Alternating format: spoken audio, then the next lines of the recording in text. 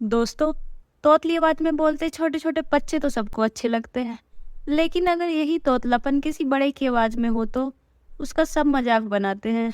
हमारी आज की कहानी भी एक ऐसी ही लड़की की है। तो दोस्तों, आइए देखते हैं। माँ, मैं आते बाद कॉलेज नहीं जाऊंगी। क्यों बेटा, क्या हुआ? तुम्हारी तबीयत तो ठीक है? हाँ माँ, तबीयत तो ठीक है, पर मैं आते बाद तभी कॉलेज नहीं जाऊंगी। वहाँ पर सब मेरा मजाक बनाते हैं, तो ही मुझसे ठीक से बात भी नहीं करता। अरे मेरी प्यारी बेटी, तुम दूसरों के ऊपर अपनी पढ़ाई छोड़ दोगी क्या? लोगों का तो काम होता है हर किसी को परेशान करना। तुम कॉलेज जाओ और खूब मन लगा कर पढ़ो, और इतनी मेहनत करो कि जो लोग तुम्हारा मजाक बनाते हैं वो ही फिर तुम्हारी तारीफ करने पर मजबूर हो जाए। प्रिया अपनी माँ की बातों को ध्यान रखकर पढ़ाई में खूब मेहनत करती है।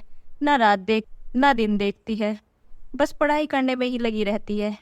ऐसे ही पूरा साल निकल जाता है और देखते ही देखते उसके रिजल्ट वाला दिन आ जाता है। प्रिया सुबह से ही आज टेंशन में दिख रही थी। तभी उसकी माँ उससे कहती है, क्या हुआ बेटा, तुम इतनी परेशान क्यों लग रही हो? माँ, आज मेरा रिजल्ट आ रहा है और मुझे इसी बात की टेंशन हो रही है। पता नहीं मेरा रिजल्ट कैसा रहेगा। चल पागल, तू टेंशन क्यों ले रही है? तूने रात दिन मन लगा कर पढ़ाई की है, आज तो तू देख कॉलेज टॉप करेगी। और फिर क्या था, प्रिया की माँ की बात कही तो सच ही हो जाती है। प्रिया अपने कॉलेज में फर्स्ट नंबर पर आती है। आती भी कैसे ना, उसने इतनी मेहनत जो की थी, सब उसकी मेहनत का ही तो फल था। और अब जो कॉलेज में कल तक उसका मजाक बनाते थे वो सब उसकी तारीफ करने में लगे थे। उसकी क्लास के सभी बच्चे उससे दोस्ती करना चाहते थे। ऐसे ही समय बीतता जाता है। अब प्रिया की माँ को प्रिया की शादी की चिंता दिन रात सताने लगी थी। तभी वो प्रिया के पापा से कहती है, सुनिए जी, मुझे तो प्रिया की शादी की चिंता हो रही है। पता नहीं उसके तोतलेपन की वजह से उससे कोई शादी करने के लिए तैयार भी होगा या नहीं। अरे भाग्यवान, तुम परेशान क्यों होती हो? भगवान ने चाहा तो बहुत जल्द किसी अच्छे लड़के से हमारी बेटी की शादी भी हो जाएगी। तुम्हें तो पता है हमारी बेटी कितनी गुणी है। तुम चिंता मत करो, मैं कल ही पंडित जी को घर बुलाता हूँ और उनसे किसी अच्छे रिश्ते के बारे में बात करता हूँ। अगले दिन पंडित जी प्रिया के घर आ जाते हैं। अरे शर्मा जी, आपने मुझे कैसे याद किया? आज कोई पूजा पाठ घर में कराना है क्या?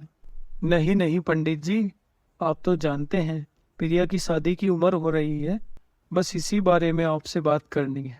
आप तो जानते ही हैं प्रिया की कमी के बारे में। ओहो, प्रिया बेटी के लिए लड़का देखना है। मेरी नज़र में एक बहुत अच्छा समझदार लड़का है। पहले मैं उससे बात कर लेता हूँ, उसे प्रिया के बारे में सब बात बता भी दूंगा। अगर वो तैयार होता है तो फिर कल उसे आपके घर भेज दूंगा। आप सब मिल भी लेना उससे। ठीक है पंडित जी, पहले आप बात कर लेना, फिर हमें बता देना, जैसे भी होगा देख लेंगे। पंडित जी इतना कहकर वहां से चले जाते हैं। शाम को पंडित जी का फोन प्रिया के पापा के पास आता है और वो बताते हैं, बधाई हो शर्मा जी, लड़का प्रिया से मिलने के लिए तैयार हो गया है। अगले दिन वह लड़का जिसका नाम संजय था उनके घर आता है। आओ बेटा जी बैठो, यहाँ आने में कोई प्रॉब्लम तो नहीं हुई? अरे नहीं नहीं अंकल जी, कोई दिक्कत नहीं हुई।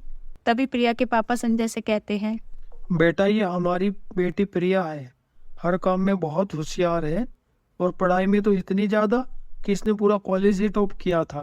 संजय को प्रिया देखते ही बहुत पसंद आती है और उसे उससे बात करके भी बहुत अच्छा लगता है। वो प्रिया के पापा से कहता है, अंकल जी, मुझे आपकी बेटी बहुत पसंद है। मैं प्रिया से शादी करने के लिए तैयार हूँ। फिर क्या था, सब बहुत खुश होते हैं और कुछ दिनों बाद संजय और प्रिया की शादी हो जाती है। प्रिया विदा होकर संजय के घर चली जाती है। दोनों एक दूसरे के साथ खुशी खुशी रह रहे थे। तभी कुछ दिनों बाद संजय की बड़ी बहन जो यूएस में रहती थी वहां आती है। अरे दीदी, आप अचानक से बताया भी नहीं, मैं एयरपोर्ट लेने आ जाता। बता देती तो तुम्हें सरप्राइज कैसे मिलता। तुम्हारी शादी में तो आ नहीं पाई थी, टाइम मिलते ही आ गई।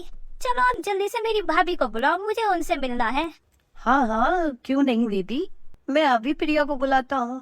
प्रिया, देखो कौन आया है, जल्दी से बाहर आओ। तभी प्रिया वहां आती है। संजय प्रिया को बताता है कि ये मेरी बड़ी बहन है, शादी में तो आ नहीं पाई थी इसलिए अब आई है। अरे वाह, भाभी तो फोटो से भी ज्यादा सुंदर दिखती है। संजय तुम तो बहुत लकी हो, तुम्हें इतनी सुंदर वाइफ मिली है। हाँ दीदी, लकी तो मैं हूँ। प्रिया सच में बहुत प्यारी है। नमस्ते दीदी, कैसी है आप? आने में कोई दिक्कत तो नहीं हुई आप तो? और ये क्या, आप तो अकेली आई हैं, बच्चे और दीदू नहीं आए आपके साथ? संजय की बहन प्रिया को बोलता देख शॉक्ड रह जाती है और संजय से बोलती है, मैंने ये क्या सुना? ये ऐसे क्यों बोल रही है? तुम दोनों मेरे साथ कोई मजाक कर रहे हो क्या? नहीं नहीं दीदी, आपने सब सही सुना है। प्रिया को बोलने में थोड़ी सी प्रॉब्लम है। थोड़ी सी प्रॉब्लम कह रहे हो इसे? ये तो पूरी पूरी तोतली है। तुम इससे शादी कैसे कर सकते हो भाई? अच्छा, अब मेरी समझ में आया, तुमने पहले कभी इससे मेरी बात क्यों नहीं कराई? दीदी, प्रिया एक बहुत अच्छी और होशियार लड़की है। मुझे इसकी तोतलेपन से कोई प्रॉब्लम नहीं है और आपको भी नहीं होनी चाहिए। मैं इसके साथ बहुत खुश हूँ दीदी।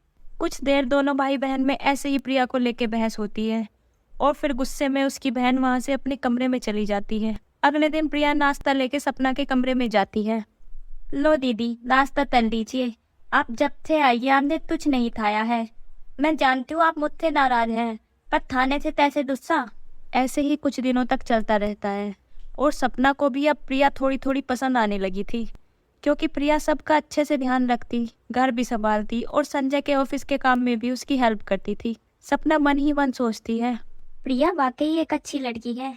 मैंने उसके साथ अच्छा बर्ताव नहीं किया। वो मेरे भाई का भी कितने अच्छे से ध्यान रखती है और हर काम में उसके साथ खड़ी रहती है। सपना को अपनी गलती का एहसास होता है और वो प्रिया से सॉरी बोलती है। तो दोस्तों, कैसी लगी आपको हमारी ये आज की कहानी? अगर आपको हमारी कहानियाँ पसंद आ रही हैं, please like, share and subscribe my channel.